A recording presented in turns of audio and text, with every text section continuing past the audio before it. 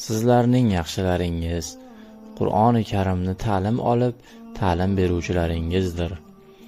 Har kim Qur'onni o'qib, unga amal qilsa, Alloh taolo qiyomat kuni uning ota-onasi boshiga bu dunyo quyoshidan ham chiroyli nur beruvchi tojini kiydirur.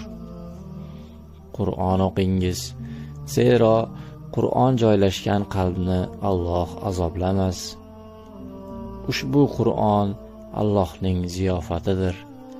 Har kim uning mehmoni bo'lsa, u omonda bo'lur. Kimki Qur'onni sevsa, unga xushxabar bordir. Qur'on Allohning maktubidir. U mening hojam, mehribonimdir. Uning har bir bitgan satri go'zal hikmatlidir. Rahimli va shafqatlilarning eng yaxshisidir. Allohdir.